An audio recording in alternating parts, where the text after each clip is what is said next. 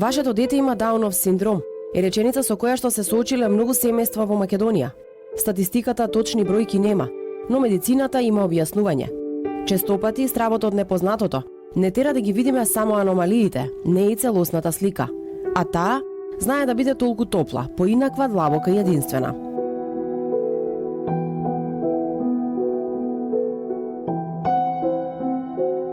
Американката Джесика Еган од Солт Лейк Сити, Јута и нејзиниот сопруг биле воодушевени кога дознале дека е бремена по многу години. Меѓутоа, во 11-тата недела од бременоста била утврдена трисомија 21 или Даунов синдром, генетско пореметување на хромозомите кои предизвикуваат застој во развојот. На социјалните мрежи напиша дека кога го порачувала бебето си замислила регуларна количина хромозоми, тие што сите други го допиваат. Била лута, но сватила дека незиното бебе, или како што таа сликовито објаснува порачка, со дополнителни хромозоми, е подобро отколку воопшто да не ја добиела порачката, па одлучила да го чека ова изненадување да ја пристигне.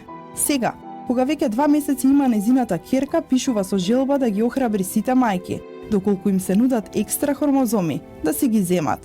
Објавила неколку фотографии од незиното екстра сладко, посебно извонредно бебе, а објавата за кратко време станала вирална.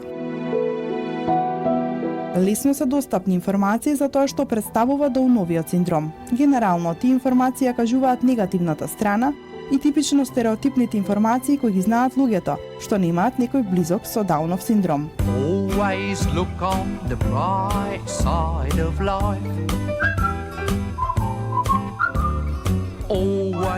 Никола Бел од Британија е мајка која ги роди своите близначки пред време, во 33-та недела од бременоста. Дури по породувањето таа дознала дека едната ќерка има Даунов синдром. Тој е случај 1 на милион. Таа во своите објави на социјалните мрежи пишува за позитивните страни и вистинската убавина на Дауновиот синдром. Бел вели дека Харпер е специјално мало девојче. Незината огромна ведра насмевка може да ја осветли целата просторија.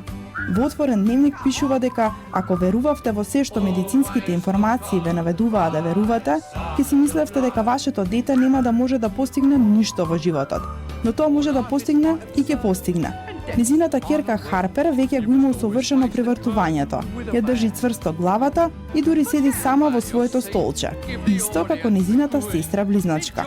Вели дека е било потребно вежбање, поддршка и можеби повеќе време, но сепак и таа успеала.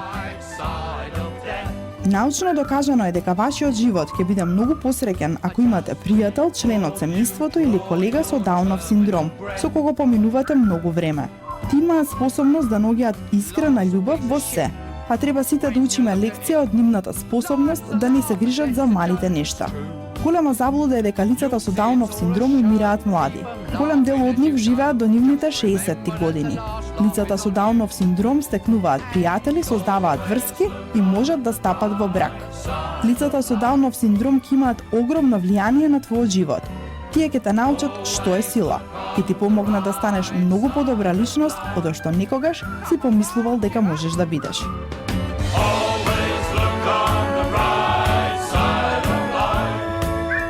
Дневниот македонски весник Нова Македонија. Со новинарство се занимава и денес. Мајка е на 3 ќерки, Илина, Бисера и Ангела. Илина има Даунов синдром. Прва година е во средното училиште Ѓорги Димитров. Сака музика, театар, пријатели. Нивната прва средба е пред цели 16 години. Милузи, само да велиш дека безброј пати ја имаш раскажана оваа приказна. Јас ќе се обидам овој пат да ја раскажеме на малку поинаков начин. Илина денес има 16 години и приказната ќе ја почнеме од почеток. Се сеќаваш ли на денот кога ја доби диагнозата? Какви беа емоциите, какви беа сеќавањата на тој ден? Се разбира. Тоа е денот кој што ми го промени животот. Тоа е денот кога Илина и Бисера се родија. Илина е девојче родено во близначка бременост, заедно со незината сестра Бисера.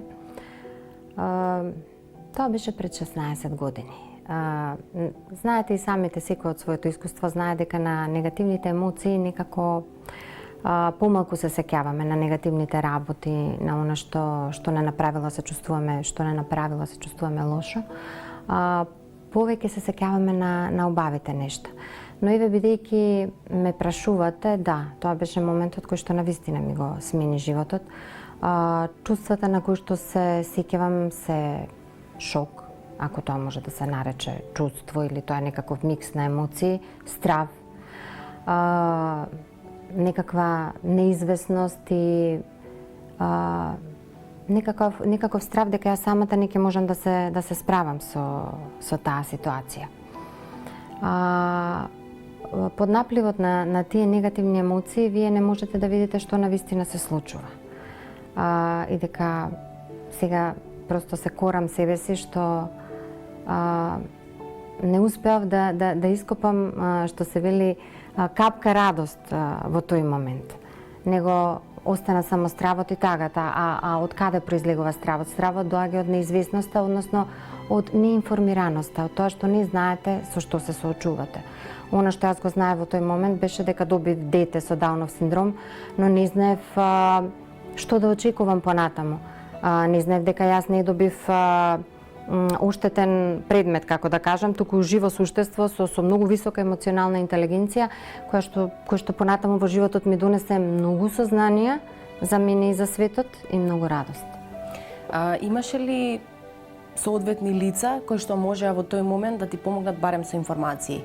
Имаше ли соодветна врата каде што можеш да тропнеш и ти, еви денес еден куп други родители кои што се соочуваат со оваа состојба, имаше ли каде да се обратиш? Па не. Станува збор за време пред 16 години, кога и свеста за потребата, нели, на некаква психолошка поддршка на мајките во родилиштата кои што ќе донесат на свет дете кој што има некаква потешкотија, не беше многу висока таа свест во тоа време. Мене само ми беше кажано дека добив дете со Даунов синдром и ми беа кажани сите здравствени консеквенции кои што може да ги има тоа дете, а кои што моето дете ги нема. Така да изостана таа психолошка поддршка која што мислам дека е многу важна во тој прв момент, бидејќи е многу важно кои се информациите кои што мајката ќе ги добие во првиот момент и дали тие се мотивирачки, охрабрувачки, насочени кон тоа да го прифати детето и да ги согледа неговите потенцијали, или се пак така сурова медицинска диагноза, како да ја наречам, која што сурови медицински предвидувања кои што може и да се остварат, може и да не се остварат, односно детето да си тргне по сосема нормален пат. Мислам, условно кажано, како да речам, да си го развие полниот потенцијал, каков што беше во нашиот случај. Сопругот бил оној кој што и соопштил на Мимоза дека едната од нивните ќерки близначки има Даунов синдром. Кога се случува вакво нешто, и двајцата се во шок. Значи, партнерот и партнерката, и потесното, и пошироко семејство. Секој различно се справува. Значи, не можеме да кажеме едно клише дека жените подобро се справуваат отколку машката страна во заедницата и така натаму. Но од искуство, она што на мајката е потребно, нели, во тие први денови и моменти, па и понатаму во животот, прво доаѓа потребна поддршката од партнерот, а понатаму и од поширокото семејство. И сега од она што јас сум го видела, кое што сум го посведочила, е дека мајките во принцип се оние кои што почнуваат да го бараат чарето, што се вели на народски јазик, почнуваат да се информираат, да се поврзуваат со други родители, да се вмрежуваат, да бараат информации на интернет, институционална помош да бараат, додека дали поради нашиот менталитет, нели, татковците се позатворени, им треба повеќе време да ја преработат таа информација и да се охрабрат да ја споделат со светот, но не е правилно. Многу почести се случаите кога лекарите се оние кои што треба да ја погледнат мајката во очи и да ја соопштат дека детето има аномалии. И овде нема лесен начин да се ублажи диагнозата. Нема поинаков речник освен оној медицинскиот, со кој менувате човечки животи од корен.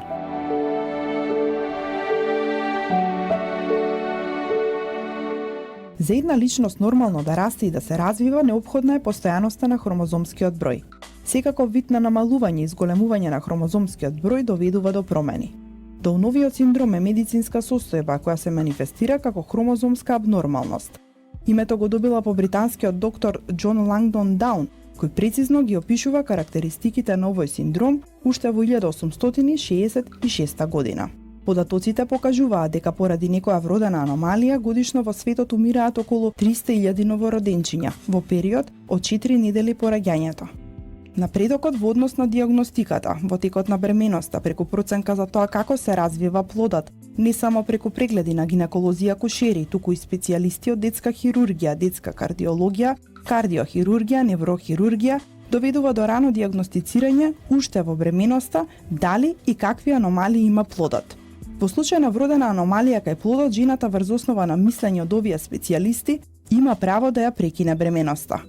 Кои прегледи се задолжителни во текот на бременоста? На кој начин се утврдуваат можните аномалии? Кои се причините за појава на истите? Разговаравме со магистар доктор Александар Бојаджиев, специјалист по гинекологија и акушерство. Колку прегледи треба да се направат во текот на една бременост?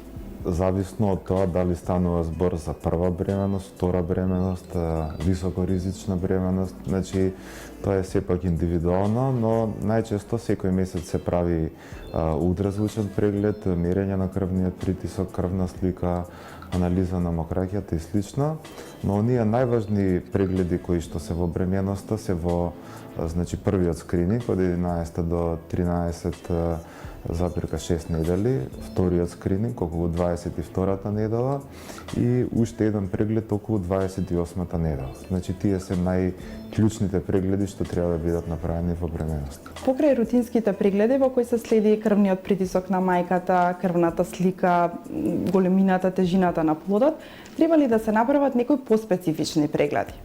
Значи, овие се оние најважни прегледи, малце подетално за нив во смисол првиот скрининг што е од 11 да кажеме до 14 недела. Со тој скрининг всушност представува селектирање на оние бебиња кои што имаат одредено отстапување од останатата популација. Значи, во скрининг имаме повеќе методи, но како златен стандард за скринингот ни е ултразвукот и со ултразвукот ние може да детектираме отприлика до 75% од бебињата кои што може да имаат некој проблем, некој синдром и слично. Значи, ние, сакам да кажам, во светот, во најреферентните центри, но и тука во Македонија, отприлика стапката на детекција негде отприлика 75%.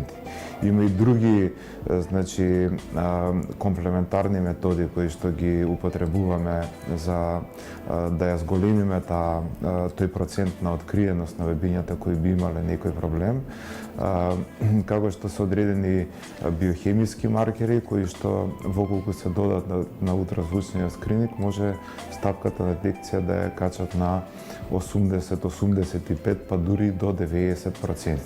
Значи, скрининг методите, тоа се неинвазивни методи, кои неинвазивни значи дека нема ризик за бебето, и со тие методи не се 100%. И во најново време, значи, имаме уште една скрининг метода, тоа е одредување на слободна циркулирачка фетална ДНК во мајчината крв. Значи, има НИПТ тестови кои што ја детектираат феталната ДНК во мајчината крв, ја изолираат и кажуваат со многу голема точност, например за трисомија 21, односно за Дауновиот синдром е отприлика преку 99% точност. И тие може да се прават после 10-та недела. Значи, единствена голема мана на овој многу добар тест е цената. Од 11 до 14 гестацијска недела се прави првиот ултразвучен скрининг со кој се утврдуваат аномалиите кај плодот. Истите тие најчесто по 14-та недела потешко можат да се детектираат. Што доколку се пропушти овој преглед? Прво, да кажам дека со тој ултразвучен преглед, ние со тој скрининг гледаме одредени маркери кај бебето, кои што ни кажуваат дали бебето има ризик да има некаков проблем. Значи, дали треба дополнително да испитаме, бидејќи ние со ултразвукот не може да постигнеме дефинитивна диагноза. Има бебиња со Даунов синдром кои што немаат никакви органски пореметувања, никакви ултразвучни промени, само ментална ретардација која што не може ултразвучно да се види. Во најголем број од случаевите ние ултразвучно ги детектираме бебињата кои што се сомнителни за некој синдром, но тоа не е 100% точност. бидејќи тие бебиња со Даунов синдром може и да немаат никакви видливи промени. Сега ние гледаме отприлика некои 3 до 4 многу важни маркери, од кои што најважниот е нухална транслуценца, односно вратна бразда, еден набор на вратот, кој што кај бебињата кои што имаат Даунов синдром најчесто е зголем. Значи, најчесто е над 3,5-4 мм. После 14-тата недела, дури тој вратен набор да е зголемен, кај голем број од тие бебиња тој може да се намали и со тоа доколку не се направил тој преглед во тој период, се пропушта шансата тие бебиња да бидат што можеле да бидат откриени и детектирани на време. Но од друга страна пак не значи дека ние ако сме виделе ултразвучно одредена промена која што ни кажува дека бебето е високо ризично за одреден синдром, дека тоа е веќе диагноза дека бебето има некаков синдром. Значи, имало бебиња кои што имале значително голем таков вратен набор по 6-7 мм, па потоа се докажало со оние инвазивни, односно диагностички постапки, дека бебето е сосема здраво. Кои се најчестите причини за појава на аномалии кај плодот во текот на бременоста? Има голем број на причини.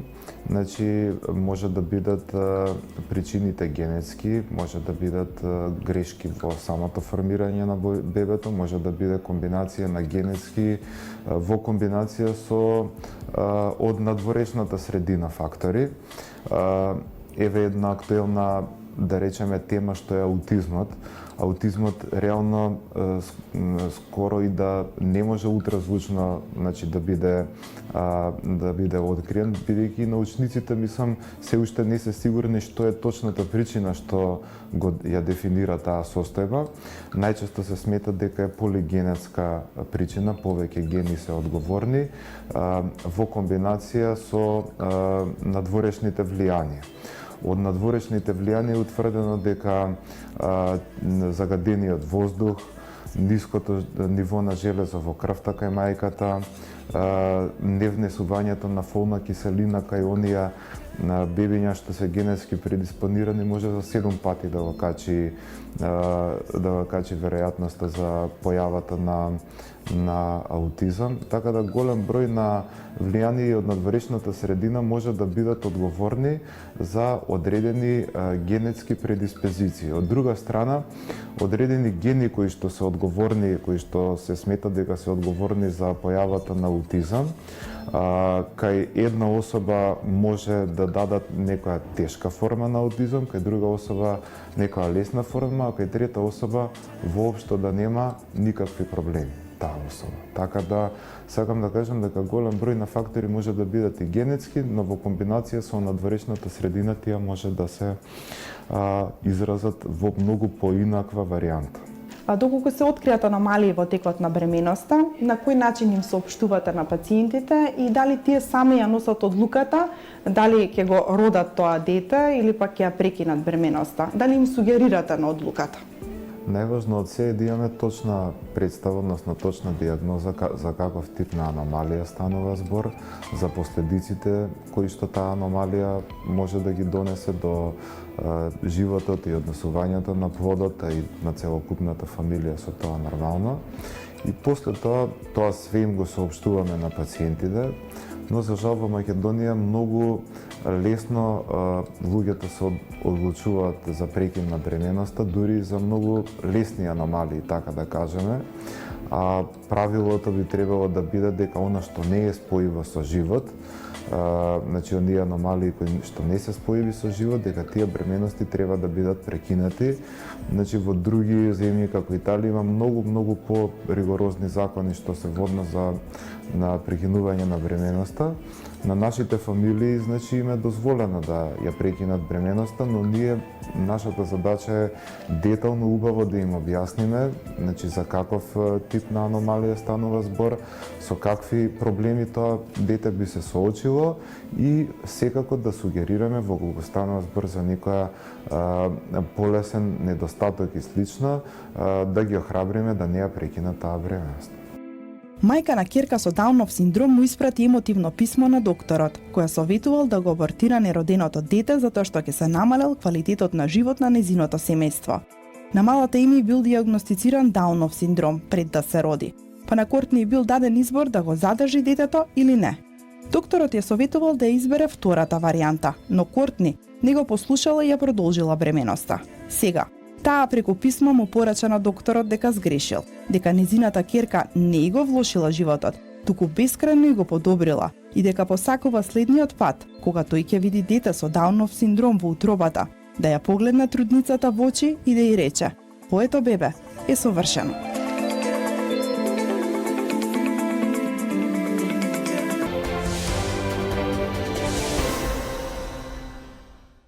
Во времето кога се роди Илина и кога растеше првите години, и сега драстично се разликуваат условите, нели? Општествената, мислам тоа, како да кажам, свесноста на луѓето на пошироката јавност за постоењето на овие луѓе е многу повисока е свесноста за нивните потреби, дека тие се составен дел од заедницата во која што живееме. Тие не можам да кажам дека овие луѓе се целосно интегрирани, значи луѓето со попреченост, дека таа битка, добар дел од таа битка ја бијат и родителите, трудејќи се да малку ги едуцираат, значи секој во својот домен на живење. Родителите кои што имаат дете во училиште се обидуваат да ги едуцираат и останатите деца и родители за своето дете и неговите потреби. Јас мислам дека е потребна поголема системска поддршка, институционална поддршка. Значи, за да добиеме ние функционални луѓе со некакви потешкоти во развојот, ние треба пред се да направиме темелни промени во образовниот систем, затоа што инклузијата вака како што е сега имплементирана, не е целосно, како да кажам, функционална. Илина денес има 16 години и е прва година средно. Да. Кога сме кај училиштата и кај тој соодветен начин на нивна едукација во овие образовни установи, како изгледаат денес незините школски денови?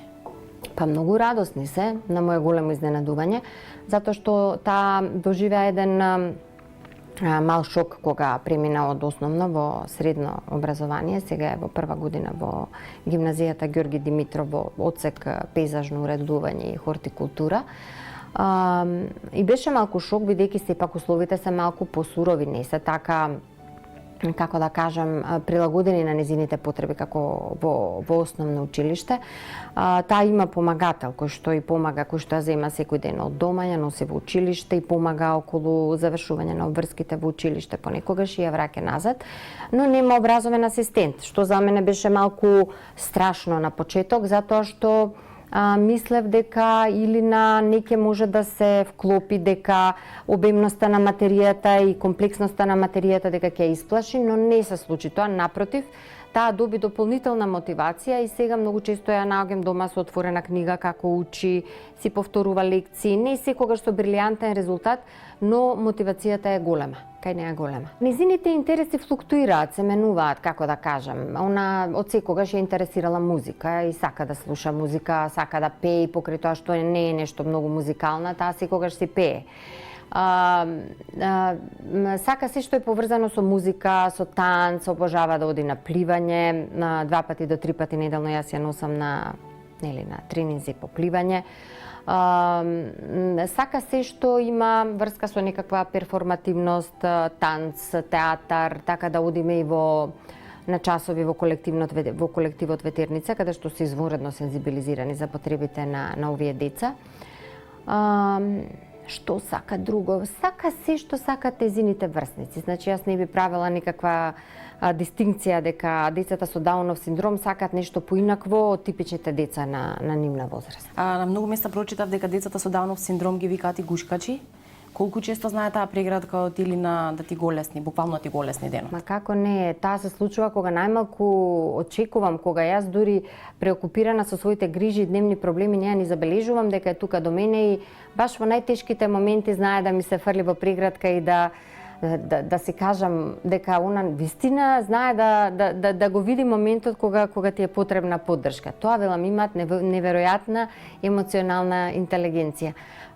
Не можам да се сетам на еден момент кој што би ви го опишала, но ти има често чуло едноставно кога сте седмо ли како се вели, кога едноставно сте во лоша емотивна состојба, знаат тоа да го препознаат и да ве гушнат.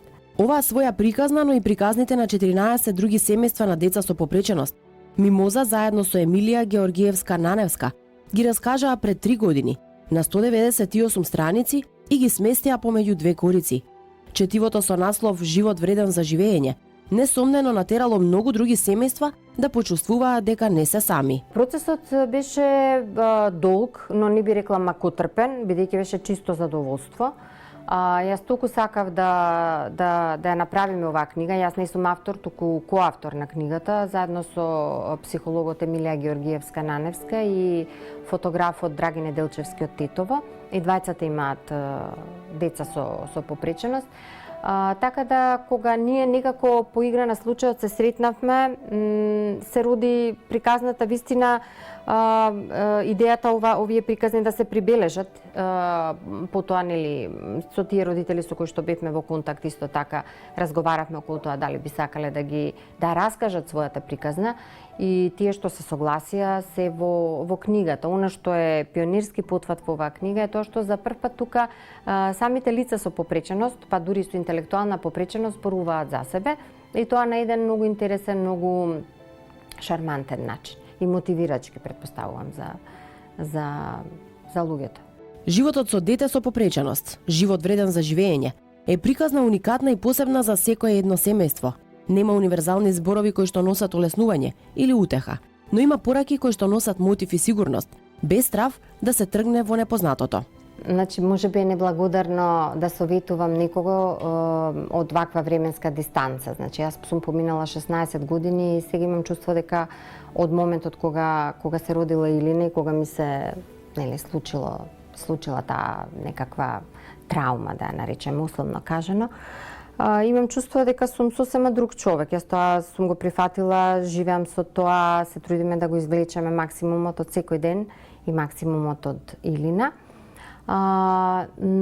Најдобро е родителите на новороденчиња кои што имаат некаква попреченост, најдобриот совет и мотив го добиваат од родители кои што имаат деца на слична возраст. Но нешто општо што би можела да кажам, а важи за сите, е некако свесно и совесно да се соочат со состојбата. Свесно во смисла да не дозволат негативните емоции да ги заслепат, да ги преплават. Многу пати тоа знае да резултира со напуштање на детето. Значи да се обидат да ги добијат релевантните информации за состојбата на своето дете. Понатаму да не се изолираат. Тоа е многу важно. Да не се изолираат во смисла да се затворат во својот свет, во својата болка, во кругот на потесното семејство, туку да комуницираат. Да комуницираат што повеќе со родители кои што се наоѓаат во слична состојба, односно кои што имаат деца во слична состојба, и родители кои што се поискусни, кои што го поминале патот. Не сакам да звучи како научна фантастика, но идеално би било доколку мајките продолжат да ги имаат социјалните контакти кои што ги имале до тогаш, да имаат свој професионален живот. Ова веќе звучи како научна фантастика, затоа што по сила на нештата, кога ќе се роди дете со некакви потешкоти, за него останува да се грижи мајката, и таа многу пати се откажува од својот професионален живот, затоа што па ја нема соодветната институционална поддршка. Но сега како што се менуваат условите, не секаде, неблагодарно е ова да се каже, но јас би рекла подобро е мајките да имаат таа професионална сатисфакција. Сега се соочуваме ние како мајки со друг проблем. Мајка која што има дете со попреченост, навистина не може да, или повеќето од нив не можат да работат полно работно време, иако законски нив тоа како право им следува, во практика многу ретко го среќаваме да мајка на дете со попреченост и е некаде, нели, некаде работи со половина работно време или со неколку часови неделно или неколку денови неделно. Тоа за нашите македонски работодавци се уште е незамисливо. Но мислам дека тоа би било идеално решение, нели, тие семејства економски да зајакнат, значи мајката да не биде дома и посветена само на детето, а мислам дека и ќе придонесат за некакво нејзино самочувствие и подобра општа состојба. На крајот од приказната, кога Мимоза ја прашува Илина кога е најсреќна, Илина вели секогаш. Можеби токму тоа е највистинската порака која што треба да ја испрати секоја една ваква или слична приказна. Соочувањето со попреченост несомнено трајно ќе ве помести од зацртаниот животен курс, но од друга страна, движењето во сосема поинаков правец ќе ви донесе и нова димензија.